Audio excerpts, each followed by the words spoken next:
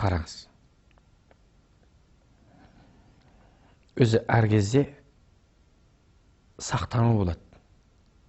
Әркімнің өзінің бойында бір семьяның өзінің бір құпиясы болады. Мемлекет түгілі. Сақтану үшін аулы жасайды. Есігіне құлық қояды. Көршімен тату болу міндет. Көрші қыстан рақсы еді. Пайғамбар саллаллаху алейхи вассаламнан қалған бұл өнеге. Көршілмен де тату тұру міндет. Татулықтың да бірақ әр нәрсенің өзінің бір мөлшері болады. Қандай да бір нәрсе мөлшерден шықса, абай айтпақшы боғы шығады. Доспыз. Біз орыспен де доспыз, Қытаймен доспыз, Америкамен доспыз, өзбекпен доспыз, қырғызбен доспыз, анамен доспыз, мынамен доспыз. Бәріне доспыз. Бірақ достық дегеніміз, дос болу дегеніміз бейқам болу емес.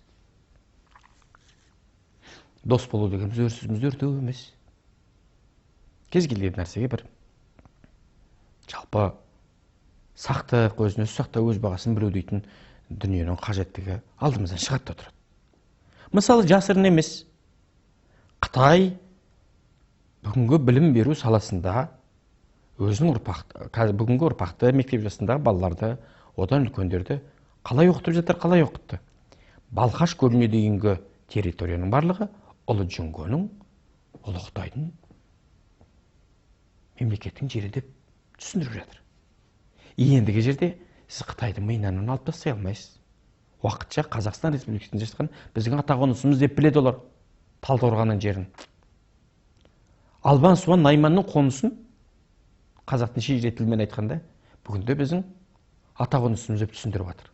Осыдан кейін достық аласыз ба сіз Қытайда, ағайын? Ол сенің жеріңе ата-бабаңнан қалған мұраға көз тігіп отырған. Ал жүріс, біз қорқамыз орыстан, ол жасырын емес. Ол мықты, ол бізден әлдеқайда күшті, әскери күшті де, басқа күшті де мықты. Қытай да бізден мықты. Ол жасырын емес. Бірақ сол орыстың Жириновскийдің аузымен, Солженициннің аузымен, тағы басқа делқұлдардың, еселаңдардың аузымен білесіз бе? Оралды, Қостанайды, Өскеменді, Петропавл, Павлодардың біраз жерлерін біздің ата-қонысымыз Ресейдің территориясы деп, керектісіңіз Алматыны, Верный бекінісі орыстың жері деп түсіндіріп, солай деп оқытып, санасына сіңіріп, орыстың шовинизміне салып, солай деп саналарға сіңіріп жатыр. Біз айтқан жоқпыз ғой, тоқтамыс кезінде Мәскеуді басып алған, Мәскеу біздің жеріміз деп жатқан қазақ жоқ. Біз білеміз, Орынбордың бір кезде қазақтың астанасы болғанда, қазақтың өлеңінде жүр, Орынбордың алдында тағалаған жорғадай дейтін Молдабайдың өлеңі бар. Біз бір қарсы территориялық претензия жасап жатырмыз оған. Жасап жатқан жоқпыз. Яғни бізге орыстың жанасы ит деу бекер, Қытайдың жанасы ит деп айту бекер. Өзбек ағайындар Қазақстанда өмір сүріп жатқан ешқандай жасырын емес. Біз ешқандай диаспора емеспіз. Біз ата-қонысымызда отырмыз. Сайрам Түркістан өзбектің ата-қонысы дейді. Солай дегеннің талай куәсі болдық. Ағайын, Қазақ түшпейінің екеуі Өзбекстанның территориясында жатыр. Әйтеке Тамдыда жатыр, Нұратада. Бүгінде Өзбекстанның территориясында. Төле би Ташкентте жатыр. Ол Өзбекстанның астанасы, ағайын. Не дейміз? Не болдық? Ағайын, етек-жеңімізді қымтамасақ біз не боламыз? Елдің бәрі қазақтың кең даласынан дәмесі бар.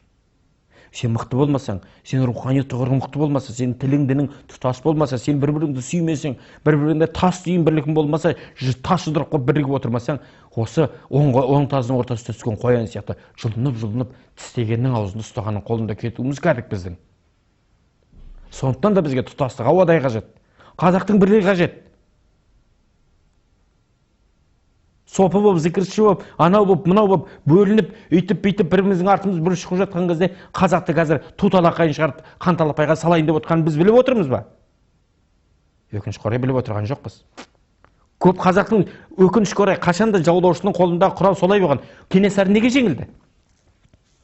Кенесары неге жеңілді, ағайын? Наурызбайдың албырттығы, Қоңырқұлжаның сатқындығы, Сыпатайдың салғырттығы себеп болды. Біріккен жоқ. Сосын аяқ аспаннан келді. Ахмет неге атылды? Сәкен неге атылды? Өйткені жапондық шпион дегенде ешкім оған ара түскен жоқ.